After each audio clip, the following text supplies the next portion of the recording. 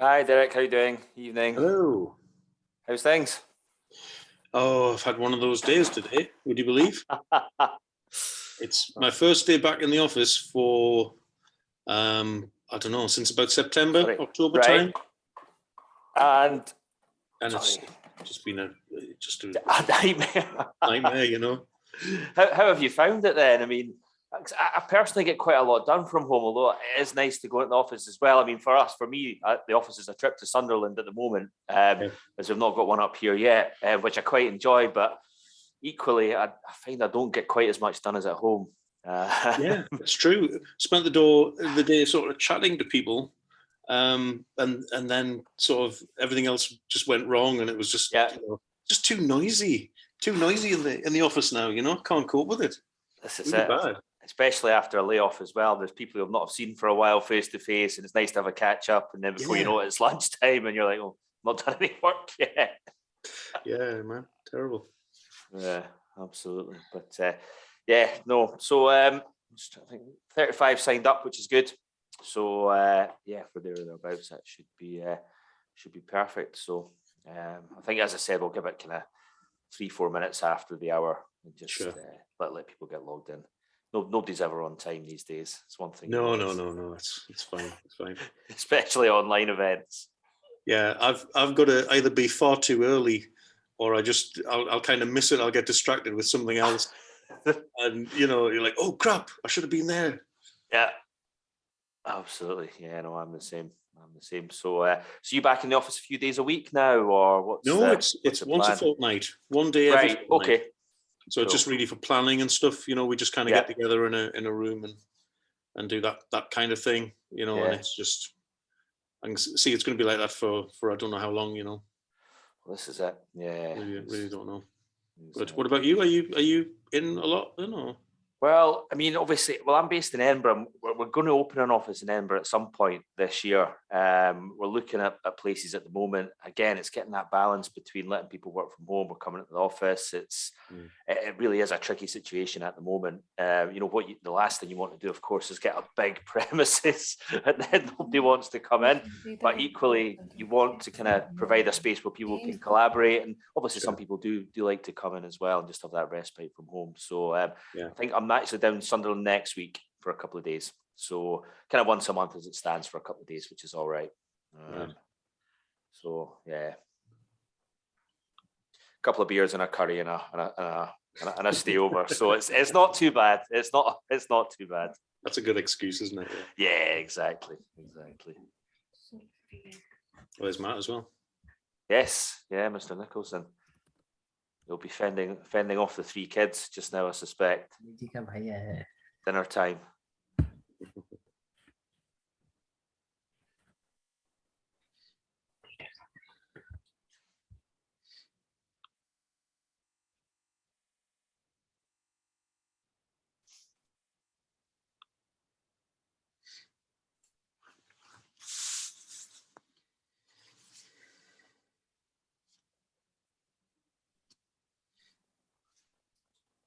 Right.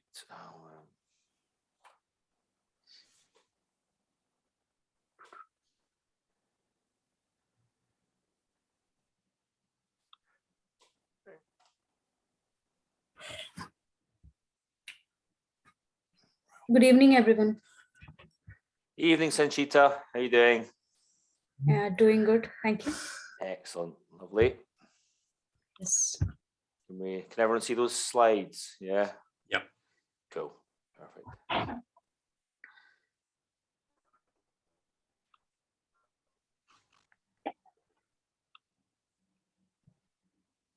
It's one of those questions. It's one of those questions you always ask, but there's no reason why people shouldn't be able to see them, really, once you've shared the screen.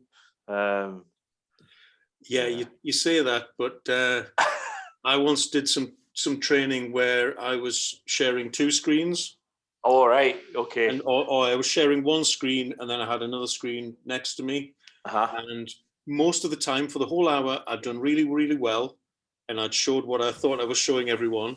Yeah. And for the last 10 minutes, I was describing something off screen that no one could see, and nobody, of course, said anything. They were just, oh yeah, that's totally fine. what was it you were meaning about the thing? Right. I was like, whoops, not my laptop there. There we go. Yeah, so it always pays to check then. It does, yes. Yeah. Because it's far too easily done. Safety first. Absolutely. Cool.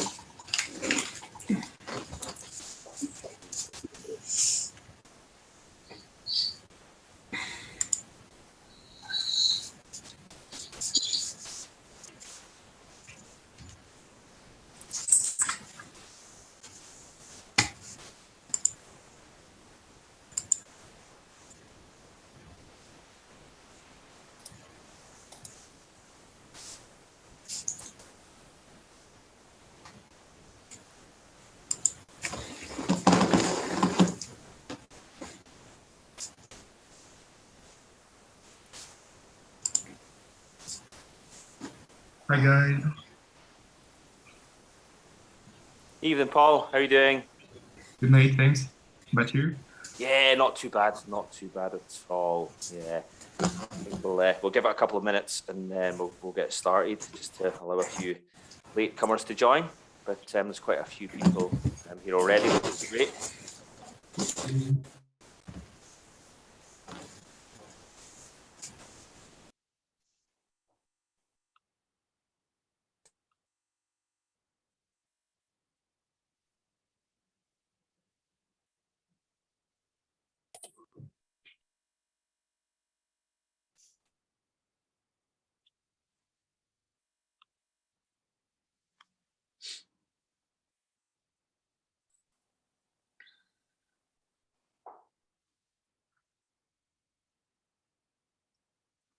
Yeah, one thing I did for this evening was turn off the the function that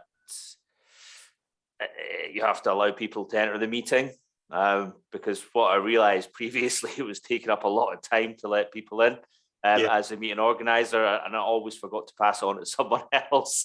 So I think we'll do that moving forward, because everyone seems to be a lot more punctual this evening, which is great. You've not got things beeping at you, which is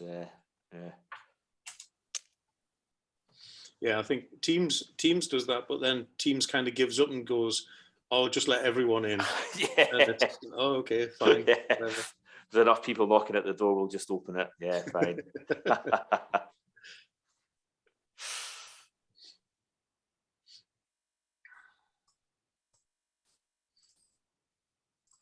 Cool. Well, I think we'll just get started then, if everyone's okay with that. Yeah. Cool. Okay. Well, listen. Obviously, welcome everyone, and good evening. Warm welcome to this evening's We Are Tech. Great to see you all here. Obviously, a really good turnout by the looks of things so far. So, obviously, thanks for your time and for joining and supporting the meetup. So, obviously, we've got Derek Graham this evening, who some of you may know, quite a well-known face in the Northeast, I think. You run 2 meetups as well, don't you, Derek? NE Bytes and Agile North East as well. Yes, I help out with Agile North East. Yes. Yeah. Yes, absolutely. So, so what I'd say is do check them out. They're on the meetup page as well. Hello? I think you've got a few things. Hello.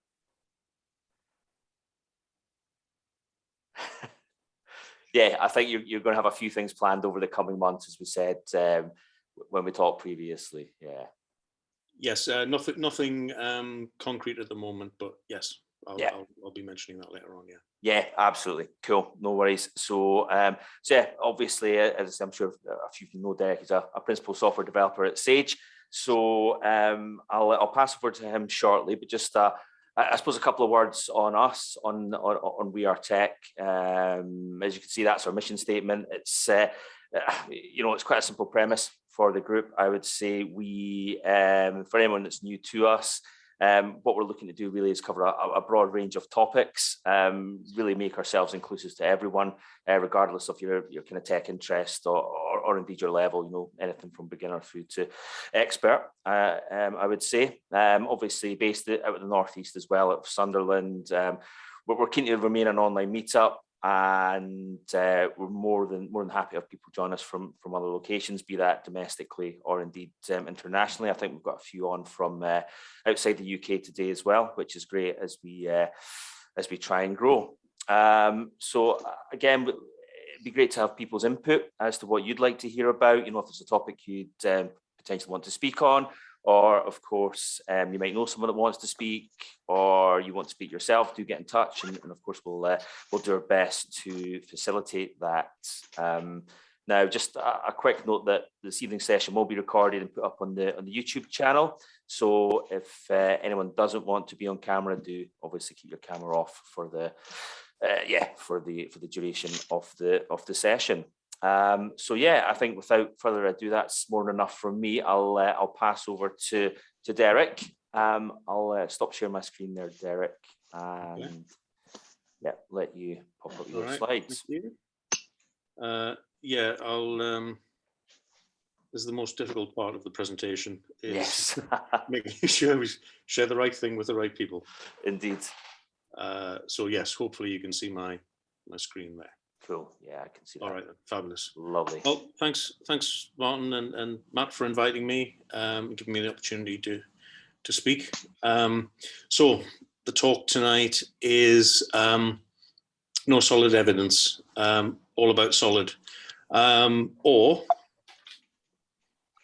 the other title we have for this is how to take a 5-letter acronym no one can use and end with 2 phrases that you can. So my name's Derek Graham, as Martin mentioned. My Twitter handle down at the bottom there. If you'd want to chat later or grab me later on to discuss anything, that's absolutely fine. I've also mentioned, I'm a principal dev at Sage in Newcastle. This is our old building. It's kind of my favorite. And we're usually hiring, so if you'd like to talk about that later, come and grab me for that as well. So I've kind of been writing code for a long time, and as well as my day job, I run a camerata for early career devs, and I've done that for about 8 years now. On top of that, I co-organize NE Bytes, which is a Newcastle-based .NET, and it's a Microsoft stack kind of user group.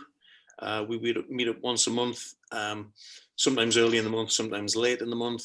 Well, we post on Twitter and a few other places if anybody would like to come along to that as well.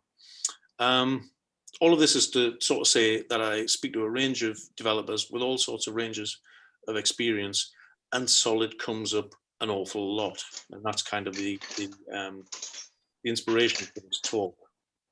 Okay, so I want to talk about solid principles, why I don't think they're a good idea, and what I talk about to people, instead when people mention solid. Okay, I've not invented anything in this talk. This is all kind of based on my experiences of the last few years of really being annoyed by solid, and we'll talk about that as well. So this talk started as a kind of discussion with colleagues, turned into a haiku, and now we've got the talk.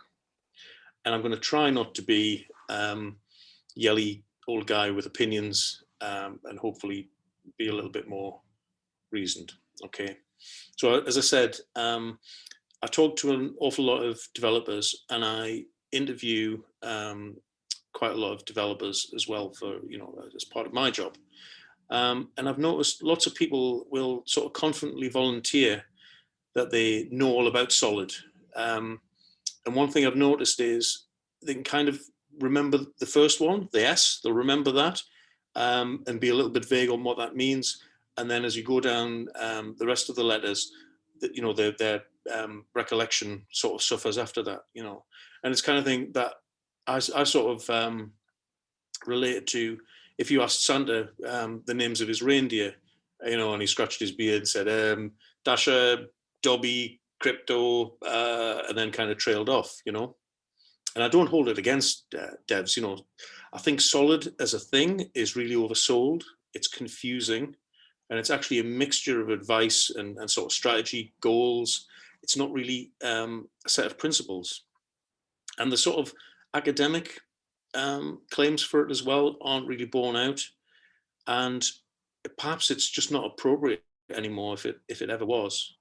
And a lot of what solid actually boils down to, as we'll come on to later on, is sort of like tautologies of two basic concepts: coupling and cohesion. And coupling and cohesion factor really heavily in this talk, along with another C word. So today's talk is actually brought to you by the letter C. Solids like exercise and healthy eating, okay, writing unit tests, all that sort of stuff that we know we should do, but you know, we struggle with sometimes. And confession time. I'm not sort of pontificating from on high here. The last few days I've been struggling with a piece of code where it's been a real horrific coupling problem, where I've had two classes that know far too much about each other, which makes the actually trying to make any changes really, really difficult. And I've been struggling to pull those two things apart and actually make sense of them, and with you know, no real forward momentum on that. And also early in my career, I was the proud maintainer of a 7,000 line function, which did file selection in DOS. So I'm certainly not speaking as someone who's, you know, thou shalt do this and say that I've never done something myself. So coding's hard.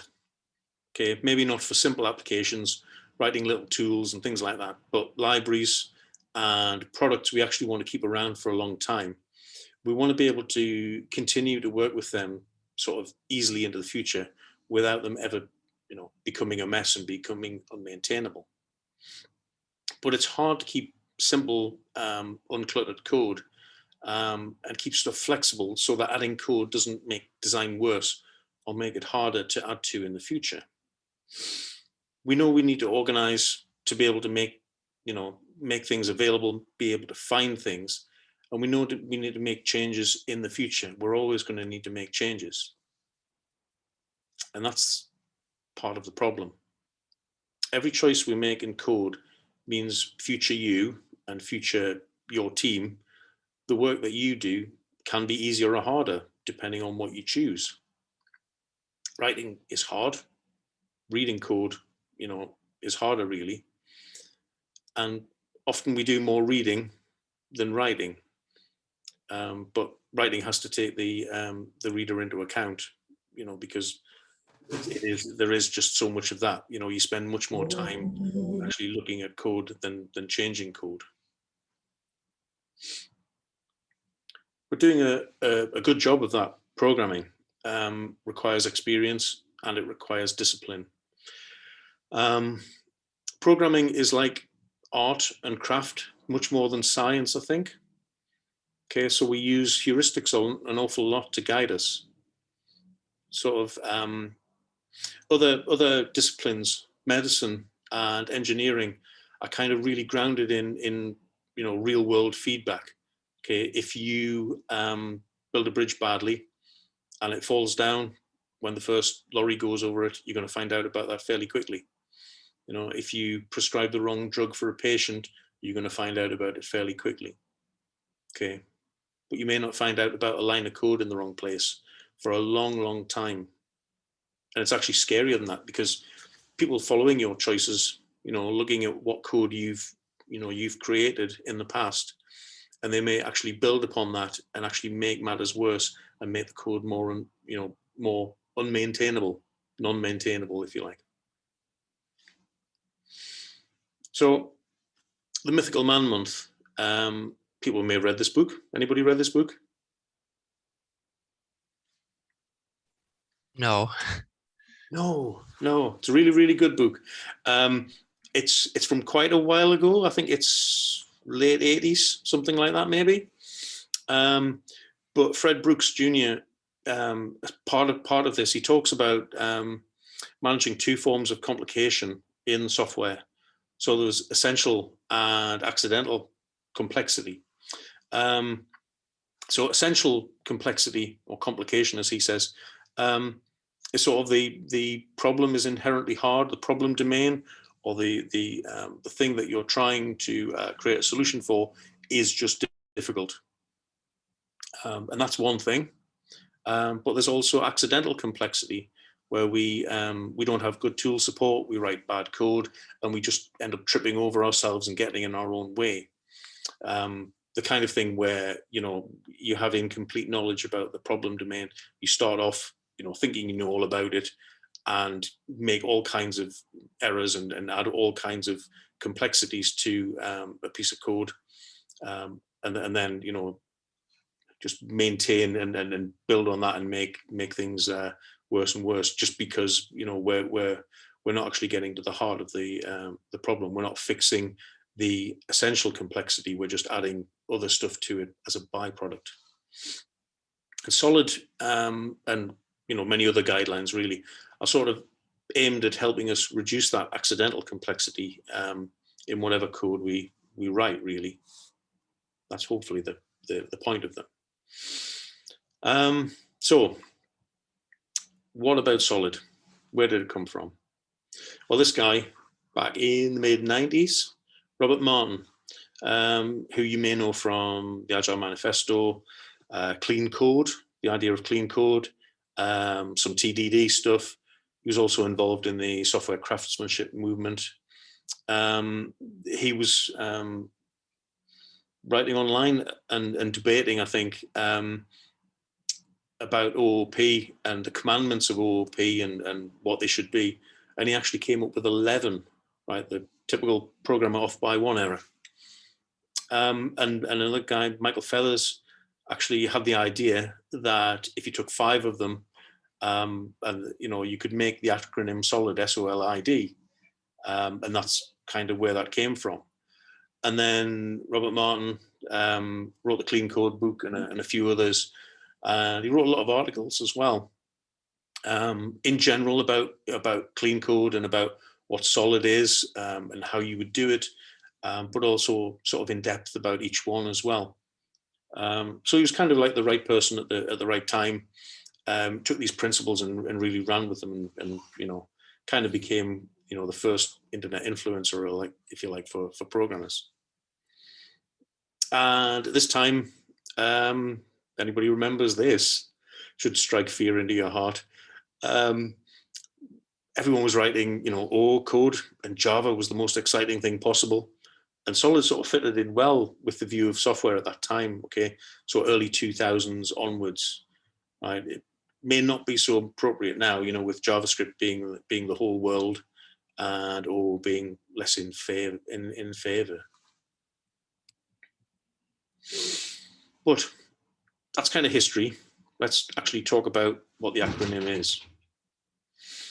5 principles, okay, S, O, L, I, and D.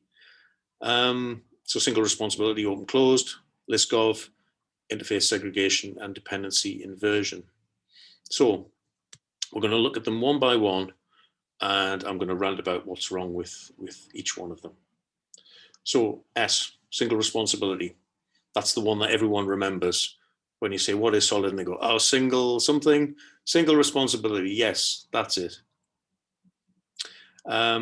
Each item of code should have a single responsibility. A class or a piece of code should have one single responsibility. Okay. This is sort of described as, you know, a chunk of software should have one reason to change, right? That's not really the same thing as a single responsibility. And I think what we really want is not a single responsibility, but a sense of coherence in the code, right? Coherence again, that all the pieces belong where they are. You know, it's not too big, it's not too small. It's, you know, I think it's trying to discourage huge classes or just huge, you know, text files of whatever code that you have, okay, and just filled with non-related kind of chunks of stuff, okay, the junk drawer of code. And again, confession time, I've worked on a project where we have a utils file or a utils class and a stuff class and things like that, where stuff is all just kind of piled into that, and everyone knows what a bad idea and what a, you know, what a nightmare that kind of stuff is. You know, I can't think of where to put this. I'm going to put it in there and just kind of forget about it. Use it, but forget about it. This idea, this was originally described in the work of Tom DeMarco and Melia Page Jones, and they called it cohesion, and they defined cohesion as the functional relatedness of the elements of a module. So that quote there is from them. Each software module has one and only one reason to change, and that's kind of not a single responsibility. So I'm going to cross out single responsibility and say this is actually cohesion. Okay, it's a coding strategy, it's not a principle. Okay, moving quickly on to O, open close principle. Okay, which is open for extension, closed for modification. This is really writing about code so that you don't depend on concrete types, but depend on abstractions and make software easy to extend to new behavior without making lots of changes to existing code. Okay, it's really about dealing with, you know, that other C, coupling. Okay, coupling is a measure of how quickly your code will break if something about the code you depend on changes. Tightly coupled code may change constantly for small changes in other parts of the system. A little change may ripple out and affect lots of different places, or a little change may affect something miles and miles away that you would never sort of expect to change. And open close gets its name from this person, Bertrand Meyer, and his book, Object Oriented Software Construction. And he had 5 principles that he wrote in this book, and this was late 80s, that kind of time. So these are his 5 principles. And number 4 there, you see, is open close principle. Fortunately, these don't make a very good acronym, LS, U, O, and S. Now, Meyer really wasn't talking about the same sort of thing that this Robert Martin talks about in his principle, but uses this as a sort of a backup for it. Really what he's talking about is sort of a long forgotten time when software actually used to be physically shipped, right, put in a box and sent somewhere, right, on DVD or on floppy disk or something like that. And therefore, once it got out, it was really, really difficult to recall. Okay, it wasn't living on a server somewhere where you could just patch it and update it however you want. It was not part of a, you know, a CI/CD pipeline. Okay, so really what Meyer is talking about are strategies that you could use to mitigate those sort of problems. Okay, so he's not talking about polymorphism. He's more talking about inheritance, to copy sort of an existing implementation and add to it, rather than doing different kinds of subclass to give you different sorts of behavior. So I'm going to cross out open closed and I'm going to replace that with coupling. Okay, and again, this is kind of a goal for software. It's not a principle. It really is, you know, really is coupling in disguise, if you like. L is for the Liskov substitution principle. And one class can be swapped out for another, I guess is one way of saying it. Okay, subtypes can be substituted for supertypes. Another inheritance-based principle. What it's really talking about is the same thing as OCP, I think, deriving one type from another and changing behavior, sort of in that sort of common understanding of it. Robert Martin took some liberties with this. Liskov's original research, he sort of paraphrased it to better fit the old world. But because he did that, he sort of relaxed a lot of the original constraints that made it meaningful and changed what the point of the principle was. And before we go any further with Liskov, there's a couple of things to note about this person. Many people, when they hear the word Liskov, the name Liskov, many people sort of picture, you know, an old Russian gentleman from, you know, the 1800s, and actually you're surprised to find out that he's not a he, and he's not Russian. It's actually Barbara Liskov, Dr. Barbara Liskov, who's an American computer science researcher, still alive. And she was awarded 2 prizes in computer science. That pretty much means she's, the equivalent of a Nobel laureate in her own field, okay? Von Neumann and the ACM Turing Award. And so much of what Barbara Liskov talked about in her early research looks really, really close to what we now know of as modern programming. So she invented an awful lot, her and her fellow researchers. The original paper said something like objects in a program should be replaceable with instances of their subtypes without altering the correctness of that program. Okay, that's quite a strict constraint. It's much stricter than the LSP in Solid. This is really talking about being able to substitute one object for another and not being able to tell that that's happened from the outside. Okay, this is operating in a time when we didn't have abstract data types. So it's setting up rules for the world, not really the inheritance and polymorphism of O, because it just didn't exist at that time.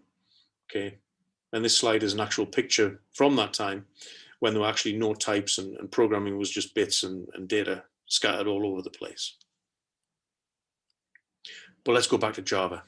Okay, the original research came from a time when we didn't have things like abstract data types.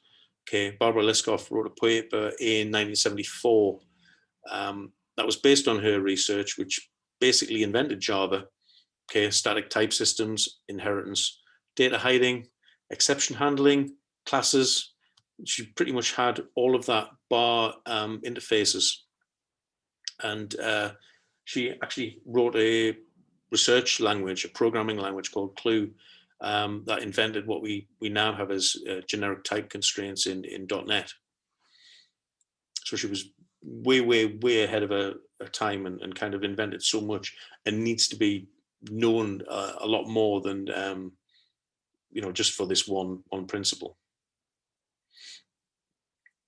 And of course, I'm going to cross this one out and say coupling again. It's the same sort of thing. Okay. One thing about Barbara Liskov as well is, again, related to Solid. She says she knew nothing about Solid. She was never really informed about this at all, about it being adopted from her ideas, until she went looking for sort of what was happening in modern programming a while ago. And then she found a load of people online debating about, what she'd meant, by what she'd said, and whether one idea in O or one piece of code in O sort of adhered to the L principle, or whether it broke a principle or whatever, and she was very kind of amused by that. So I is interface segregation, the interface segregation principle. And again, this is many small specific interfaces are better than one giant general purpose interface. Okay, wider interfaces, can change for many reasons, and they often cause undesired changes in the code where they're being used. There's a thing called Hiram's law, which is if sufficient people use an API, it doesn't matter what the contract is about. All of the observable behaviors of your system will eventually be depended on by somebody. So if it's around long enough, gradually enough people will use it and depend on it, that anything that you do to that interface will break something for someone. Okay, so it's good not to accidentally include lots of stuff in interfaces, because somebody's going to eventually depend on it, and then everything just becomes harder to change. We'd like to keep interfaces small and tightly focused on what we're doing. Okay, this again is the idea of cohesion. And it's kind of about coupling as well, because we're talking about interfaces and all that kind of thing. Okay, so again, interface segregation replaced by cohesion. Lastly, we come to D, dependency inversion. Okay, and again, don't depend on concrete types, depend on abstractions. Okay, but as I've been saying all the way through this, right? This is what we've been saying before, isn't it? This is coupling. Okay, don't create types in the body of your code. That's really tightly coupling stuff.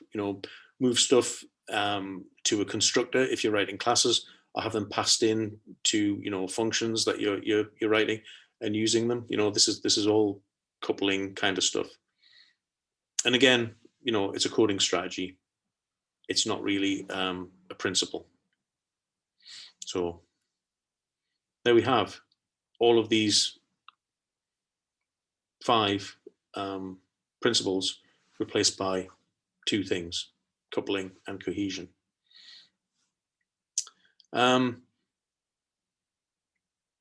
Coupling and cohesion are kind of woolly terms, and they're difficult to sort of recognize and say something is particularly cohesive, or there's a particular kind of coupling happening there. So I said this was a talk brought to you by the letter C. So there's one more C word I want to talk about, and that's connaissance. Okay, and connaissance, I think, is a wonderful tool for thinking about coupling and cohesion. Okay, coupling is everywhere, and you can improve code, not just by removing coupling. If you remove it all together, you end up with a pile of bits on the floor. Okay, you can make it stronger in some places and you achieve cohesion, and if you make it weaker in other places, you achieve less coupling and decoupling, in fact. And sort of the definition of connaissance is 2 software components are connaissant if a change in one would require the other to be modified in order to maintain the overall correctness of the system. Okay, that's quite a mouthful. And I'll talk about what that actually does mean. Okay, so I stole this graphic from brother Kevin Rutherford at XP Surgery, but I think it illustrates nicely what it is that we're wanting to do here. Okay, so connaissance is kind of a scale of coupling, really from the bottom in the lovely the bright green all the way to the top. We're increasing from lighter shades of green into yellows and oranges, right up to red, where obviously red is the worst kind of connaissance, and it's sort of divided into 2 halves as well. Okay, so the bottom half talks about static code, where it's easier to detect the connaissance, and it's probably easier to refactor too. So if we start at the bottom, then we've got the idea of connaissance of name. These are all connaissances of something. Okay, connaissance of name, where if you're going to call a function, you have to know at least the name for it. Or if you're going to use a variable, you have to know the name of the variable. And that's kind of the weakest kind of coupling. If you don't have that coupling, then you really do have just a pile of bits. You haven't got anything to actually, 2 things to talk to one another. Okay, number 2, slightly less green, is connaissance of type. Okay, we have to agree on the type of something. So the type that you provide to a function, the type that you return from a function, the type that you're going to create, perhaps. Third one is connaissance of convention. Okay, what a meaning of a piece of data is. If a string is passed to a function, is that a path? Is that a name? Is that something else? What does an ID represent as an integer, perhaps? Is that a number? Is that a database key? Those kind of things. Next, we come to connaissance of algorithm. Okay, we have to agree on an algorithm, perhaps when we're using encryption. It's no good whether one part of the code is encrypting something in one way, and then it's trying to be decrypted a completely different way in another part of the code. That kind of algorithm needs to be there for that kind of thing to work. And then the last one in the static group and you can see it's on that sort of yellow edge there. So starting to creep over into the bad stuff. Position. So that's connaissance of position. So that is code that needs to be in a certain order. So one thing's going to happen, and then another thing, and then another thing. So perhaps to sort of avoid null references or that kind of things that need to be done in a particular order, perhaps. The second half. There are only two halves, I promise. The second half is around dynamic code, and the top half of that diagram is then about a dynamic situation where the code's actually running. Okay, and these are much harder to identify, purely because when the code's running, it's less inspectable. I guess you can't actually run the static tools that you could do easier on just on pure source code. So again, we've got execution order, the kind of thing where one thing has to happen, things have to happen in a particular order. You can't make tea, you can't drink your tea before you make it, that kind of thing. If you're doing multi-threading, you can't, you've got to be careful about how you arrange locks, that kind of thing. The next thing creeping up into the orange is timing. And again, timeouts in networks, hardware considerations, those kind of things, they're all in that sort of area. Value, whether two values are related. And then finally, the real red one is around identity. So say two components have to really register or reference the same instance of an object, perhaps. Otherwise, they won't work. So very, very, very tightly coupled in that way. So that's what connaissance looks like. And it's often an opportunity for us to do some refactoring. Okay, if you are successfully refactoring your code in terms of thinking about coupling and cohesion, you should take code that's more in the red and the orange and move it down that scale more towards the greener sort of areas. The other thing about connaissance is that there's often not just one piece of connaissance happening. You can often, in a piece of code, identify lots of different kinds of connaissance happening simultaneously at the same time. So you can remove one and then still have others around. You don't just necessarily put one fix in and that fixes everything forever.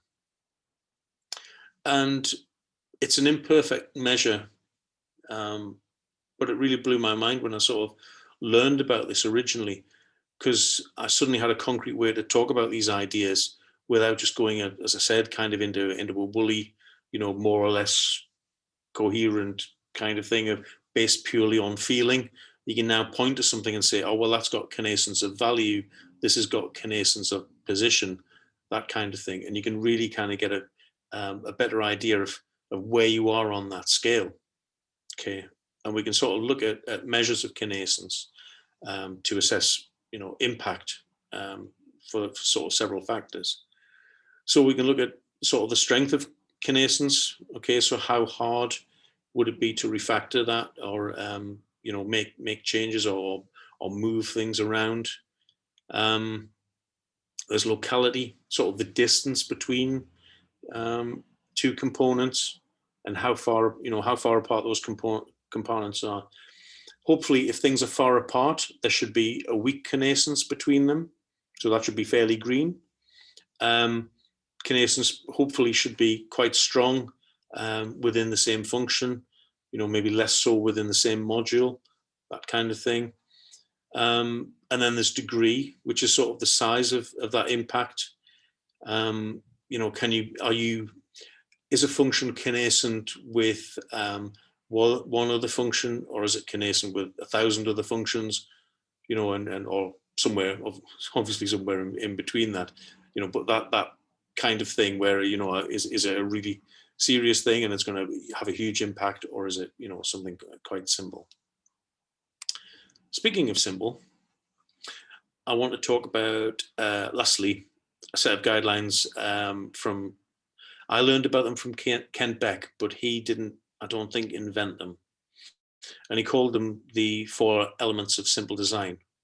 And I think these are more memorable and they make more sense to me than the SOLID acronym.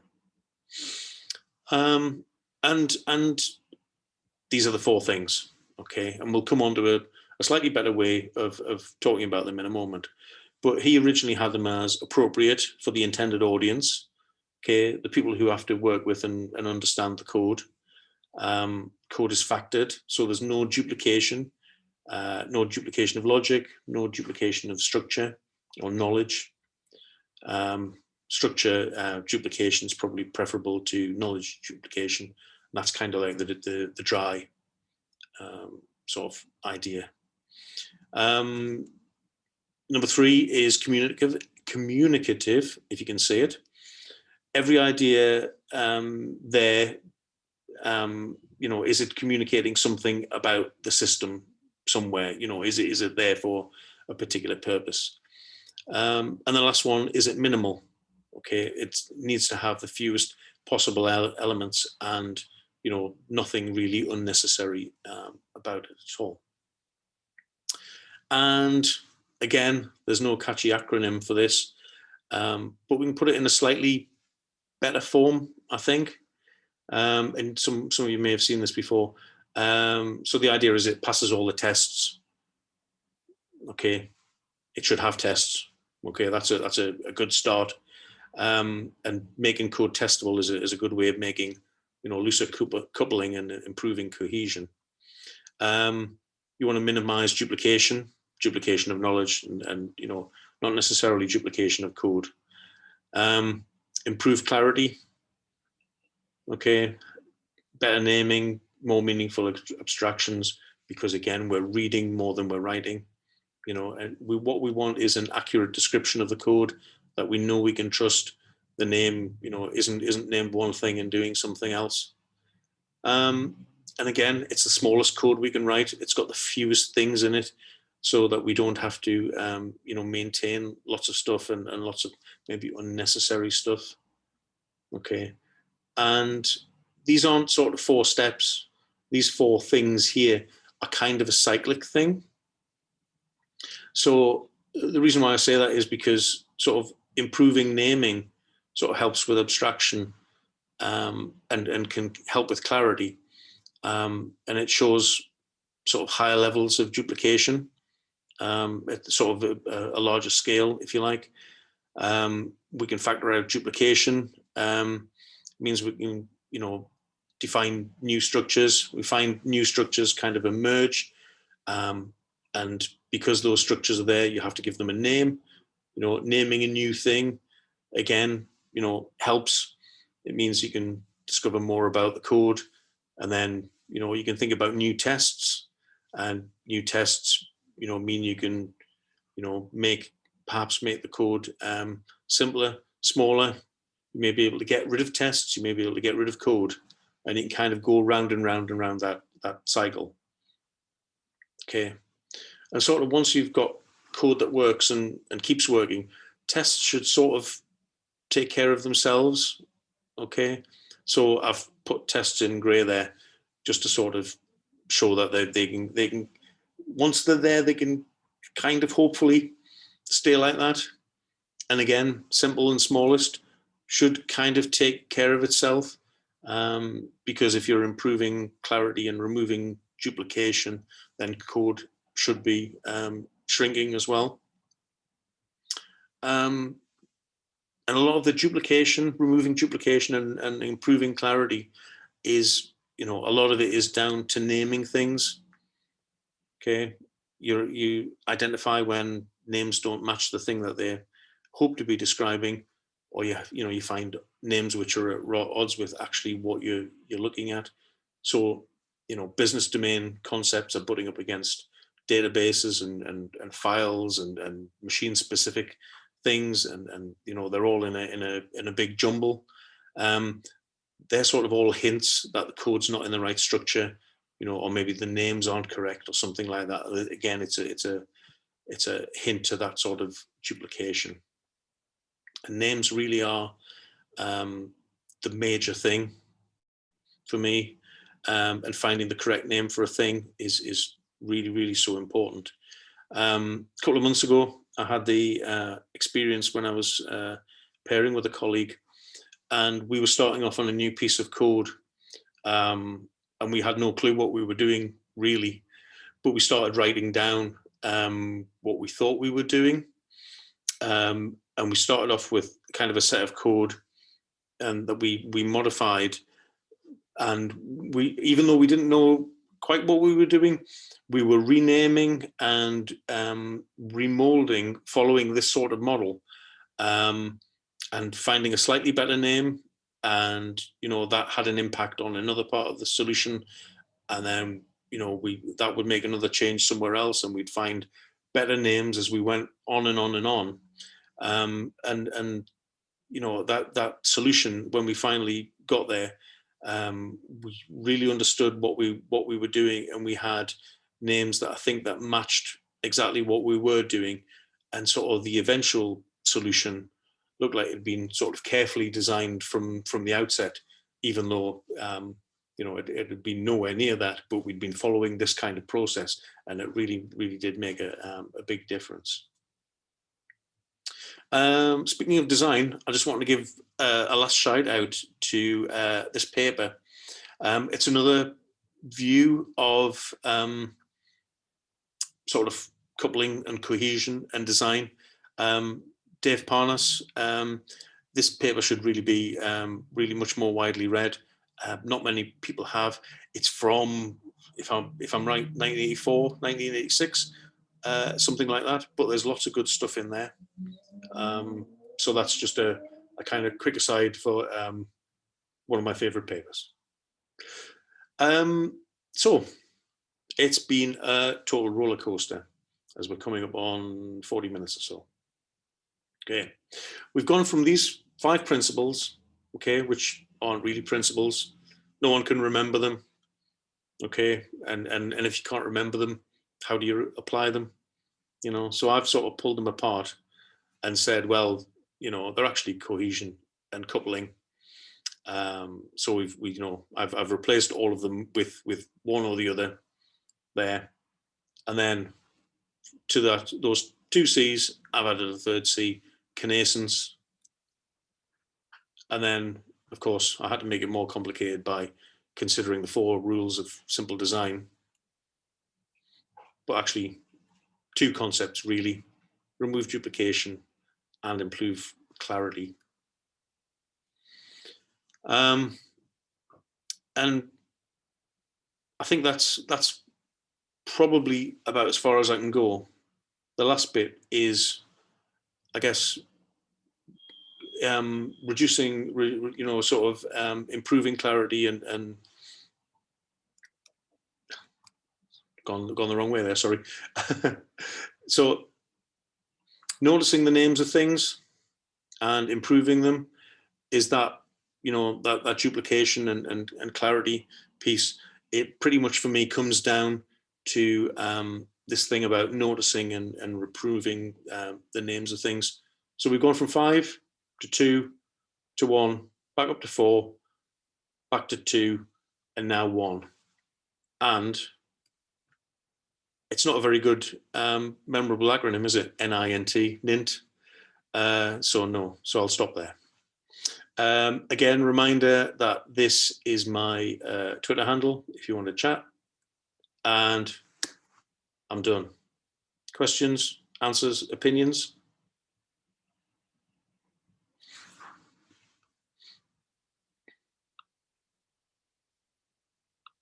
Everyone's stunned.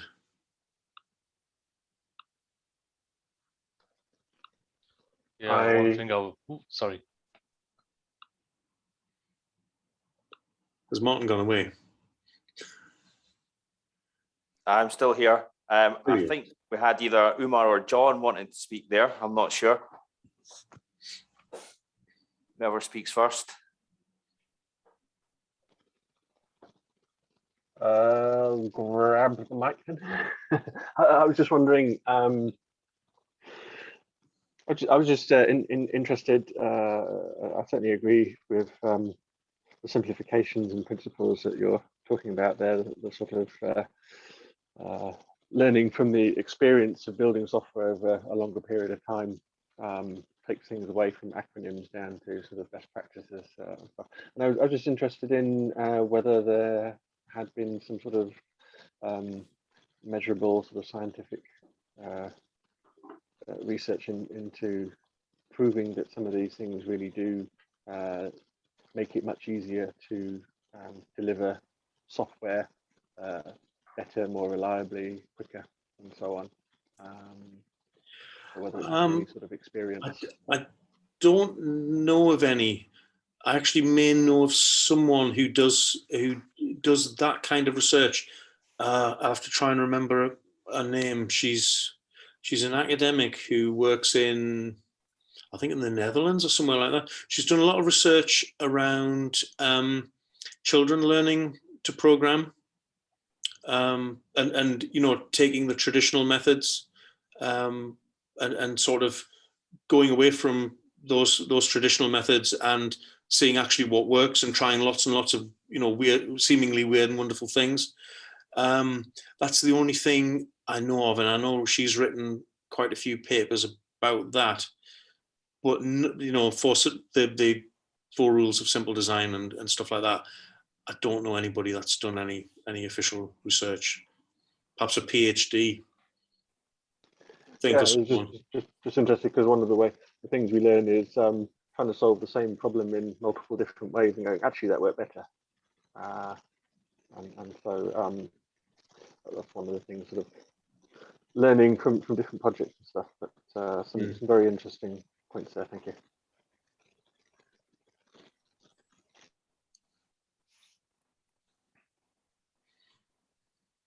Cool. Anyone else got a question for Derek? I guess it's not really a question. I guess I'll say, yeah, everyone does forget about solid. Nobody can, never mind if you can remember them. It's always difficult to explain them as well. Nobody has the same, like kind of, yeah, like you were saying, people can get into arguments about certain, you know, principles. I think it's really good. You kind of distill them down, you know, into 2 types of things. Yeah, I think it's quite a good approach. And as well as like when you're a new developer and, you know, somebody throws solid at you, it can be like, you know, quite a handful. Yeah. And you've got all of this. I think the thing with solid is it's quite technical, and then it's, yeah, I think that we need to make a more easier approach. I think it's definitely you're onto something. Yeah, I agree.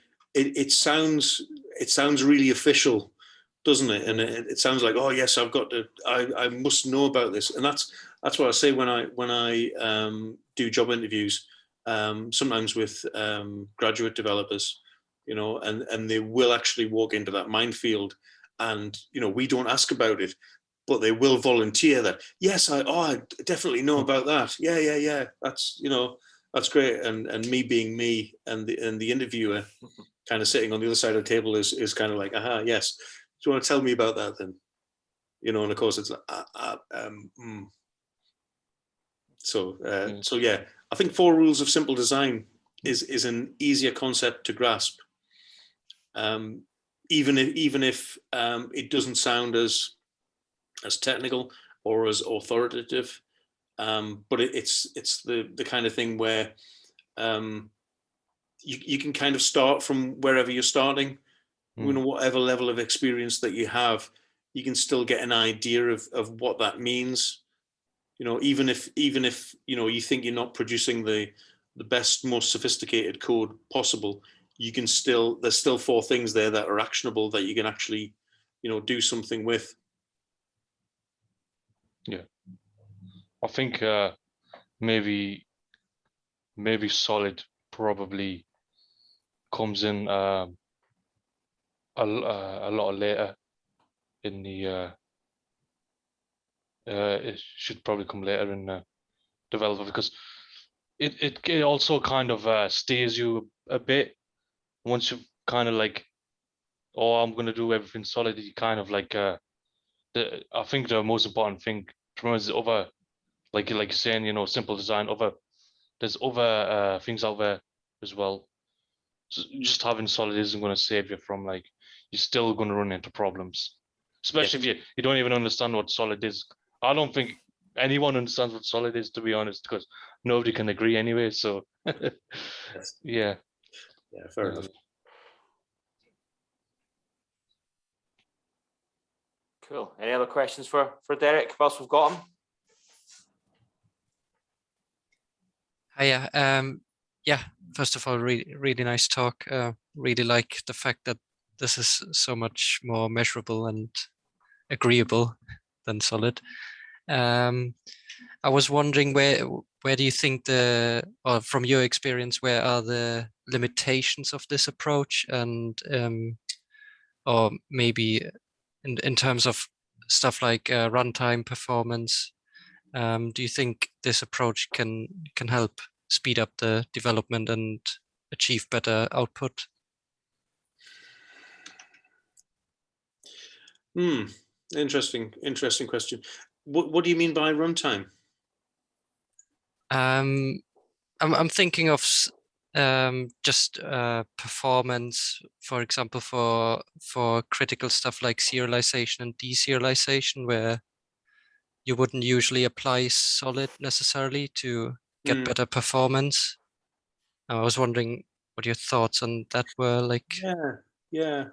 I think, you know, thinking about solid, and it kind of forces on you the fact that, you know, everything should be an interface, and, you know, it kind of makes you feel like there's a certain structure that you have to have, whereas, you know, four rules of simple design doesn't say anything about that. You know, there are techniques that you can learn for, you know, abstraction or for whatever, but a lot of that doesn't really enter into it. So I think it fits better with you know, lots of different approaches, really, because it's not as prescriptive as saying, you know, you must do it this way or you must do it that way. You know, it's very much, I guess, down to your as I said before, your level of experience and what you see as being appropriate for the situation as well. You know, even for more experienced people, you know, when you are talking about, you know, how do you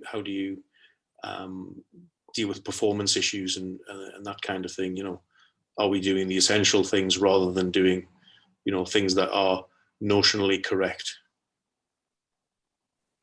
Yeah, that makes sense. Thank you.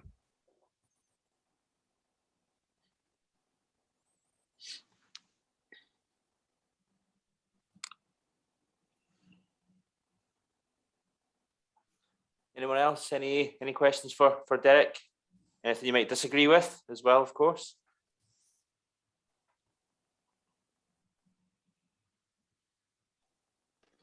If I might ask a second question again, I suppose similar thoughts along with Tim. Obviously, the perspective here has been talking about the Java programming language. What's sort of interesting is that there have been other programming languages that have arisen out of the same sort of virtual machine, and indeed other languages as well.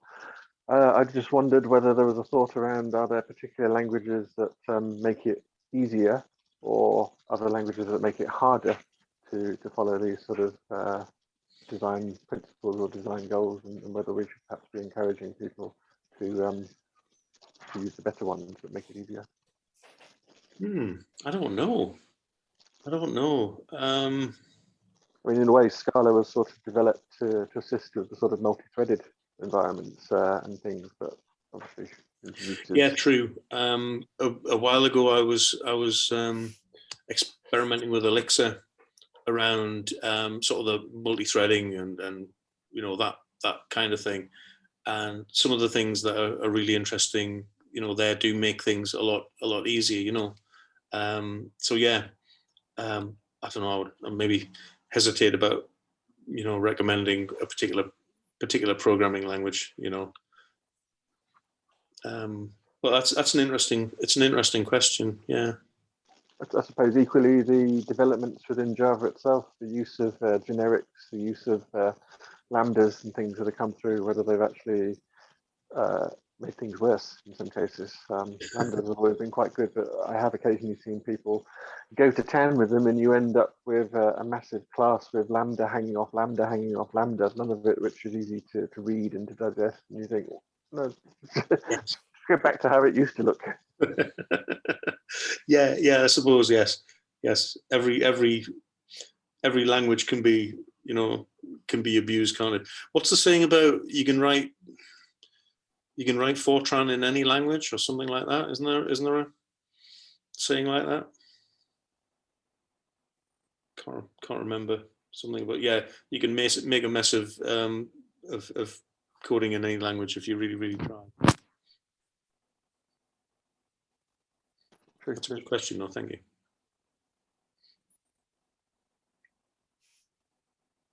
Cool. Anyone else before we wrap up? I've got one, if that's okay. Yeah, absolutely. On you go, Abby. So I am a super duper baby developer. I am 8 months into my development career, and 90% of what has been said in this has gone straight over my head. But I've wrote down some notes to Google later. But one of the issues that I have in PHP Storm often tells me off for is cohesion in my code. What is like the mindset you have when you're writing like a class or something to make sure that everything in there really belongs there? Because I really struggle with that. That's an excellent question. Yeah, I think yeah, I mean, I bang on about this so much about naming, you know, it's cohesive if, well, again, I was saying right at the beginning, I was been struggling with this, these two classes at work, where we're doing it's such a bad design, and it's something that's grown up over time. And thankfully I wasn't responsible for it, so I can just kind of say, yeah, it's somebody else, you know, but I was trying to sort it out.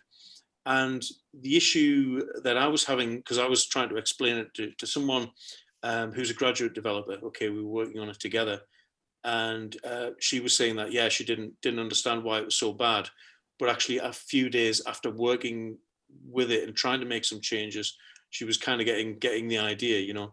And it's because it was making web requests within the same class. It was making web requests. It was making a request to an SDK, which was also making web requests. It was doing database things. It was looking up files and reading and writing files. What else was it doing?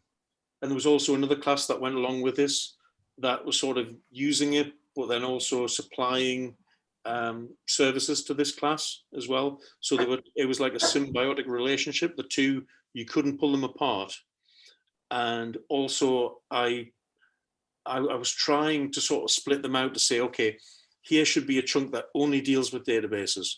Here should be a chunk that only deals with, you know, reading the file that it needed or whatever it was. And then something that should just do the web service stuff, things that should be just doing a web, you know, a web call.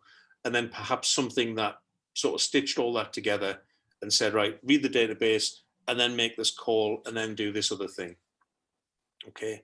And it really came down to the fact that it was so tightly stitched together and, you know, interleaving database calls with you know, a web service, and then, you know, building a list of strings of something else and using that to manipulate something else and writing errors and doing all kinds of things.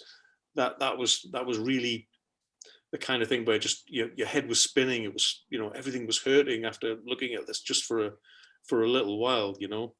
So if you've got the kind of thing where you're you're seeing that you're doing lots and lots of different things in a class, then that a lot of that code smells, those sort of things that talk about not necessarily that there's something wrong, but you may start to get the sense that something's slightly off and might need some work. Often it's being really critical with yourself, and saying, do these things really belong together? Could they actually be split apart? And part of it is, as you're writing code, you can kind of naturally, accidentally put things in the same space when they shouldn't be, and you can kind of get something working and then go, actually, well, these two things shouldn't be talking to each other, and therefore I know I need to split them up and do something else with them. Once you've actually got something working. If you look up Sandy Metz, who's an American, she's an American programmer, but I think she's kind of a bit of a researcher as well. She talks about having something like 3 rules for her design, and it's like no class should have more than 5 methods, no method should have more than 3 lines in it, and the class needs to be a certain size, a method needs to be a certain size, and that kind of thing. So it's Sandy with an I, and Metz is METZ. She's got a lot of good talks online, but that's kind of one of her made up metrics. She actually says that she made that up talking to a customer, because a customer was saying, well, how do I know what good code is? And she, off the top of her head, said, 100 lines per file, 5 lines in a function, whatever those numbers were, and didn't think anything more about it. And then later on, again, found somebody on the internet making these rules of, these are the rules that you have to follow. Sandy says this. She didn't just make it up, at coffee time. It was actually, these are hard and fast rules. But yeah, Sandy Metz is somebody to look at. Yeah, I'll have a look at her. I mean, I think if she ever had the misfortune of reading any of my code, she'd be very upset. I think I've got a method somewhere with like 15 returns in it. So but that's not always a bad thing. It's not always a bad thing. You can kind of have these rules about, it must do one thing, and it must, you can only return once from a function and things like that. It's not always the case. There's always judgment, and there's always, reasons why something's one way or another. Perfect, thank you. I think another way to look into the issue of your code base is looking into your tests. And then if you haven't written tests, then you should start with tests. And then how good or bad your code is when you look into how cumbersome, how big is your test. So usually, writing tests is not automatically makes your code good, but usually having a good code base will help you help a very small and minimal and clean test without a lot of setup for it.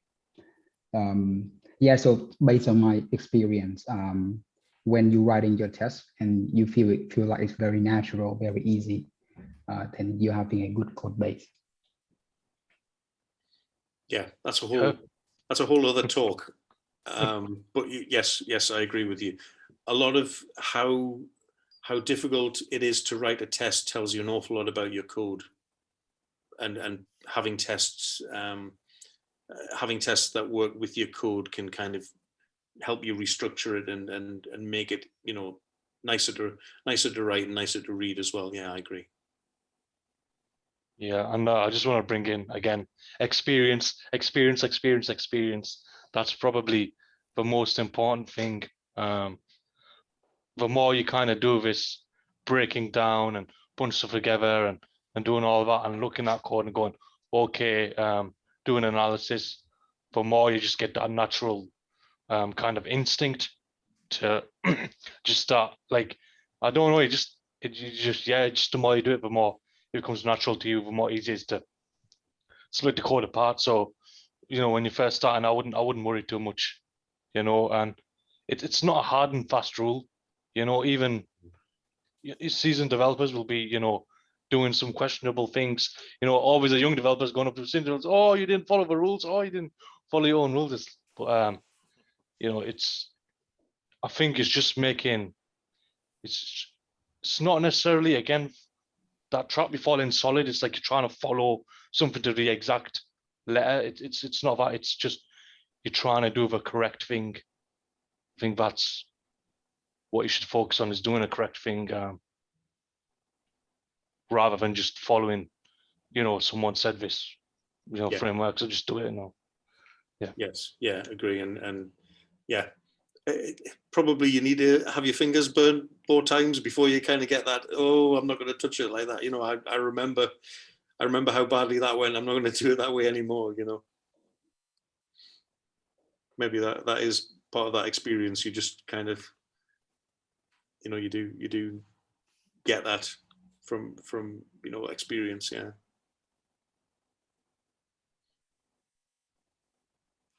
Cool. Any more questions for Derek just now?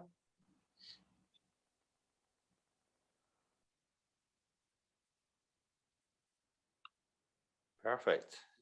Well, I'll share my screen quickly, and yeah, we can wrap up if that's okay. I think obviously, Derek, you give your contact details earlier, so I'm sure if anyone has anything to add, they might want to tweet you or get in contact that way, presumably. Yes, yeah, cool. So yeah, obviously big thanks then to Derek. They're really interesting. Obviously this has been recorded and it'll go up on the YouTube channel tomorrow. So if anyone wants to watch it back at all, then do sign up. We are tech at YouTube, which is the next slide. Just a quick one, just to make you all aware, we've got a couple of other events coming up over the next month.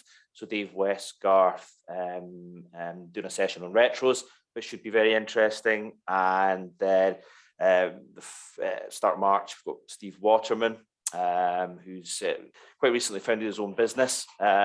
He'll be talking about his experience with that, and in particular his two-way database sync. So don't ask me about it just now. I don't think I'm technical enough to go into detail. You'll just need to come along to find out a bit more. So yeah, as always, if any ideas for a topic or you'd like to speak, do get in touch. That's my email address at the bottom. And obviously, last, a big thanks to Sageza for sponsoring the meetup. And yeah, hope to see you all again soon. Have a nice evening. Thanks, everybody. All right, see you guys. Thanks all. Bye-bye. Yes, thank you. Thanks now. Cheers. Cheers. Cheers, Derek.